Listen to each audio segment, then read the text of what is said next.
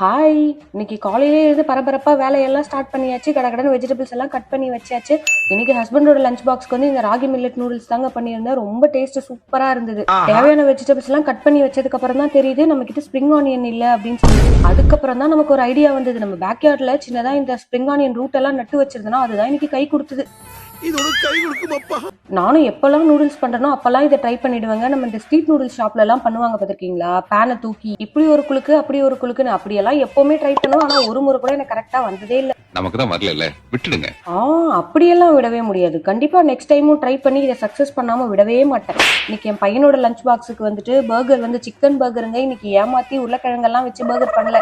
இன்னைக்கு சிக்கனே வச்சு பர்கர் பண்ணி கொடுத்துட்டேன். கொஞ்சம் ப்ரீ ப்ரிப்பேர்டா நைட்டே வந்து அந்த சிக்கன் பேட்டி எல்லாம் ரெடி பண்ணி வச்சுட்டேன். காலையில வந்து ஆயில்ல வந்து பொரிச்சு இன்னைக்கு பண்ணுக்குள்ள வச்சு அப்படியே லஞ்ச் பேக் பண்ணியாச்சு. இன்னைக்கு வந்து வெட்னஸ்டேவா, இன்னைக்கு வந்து ஸ்விம்மிங் கிளாஸுங்க. என் பையனை கதற விடுற நாள். வழக்கம் போல அப்படியே கதறிக்கிட்டே போய் ஸ்விம்மிங் கிளாஸை முடிச்சுட்டு அப்படியே இந்த டேவை ஃபினிஷ் பண்ணியாச்சு.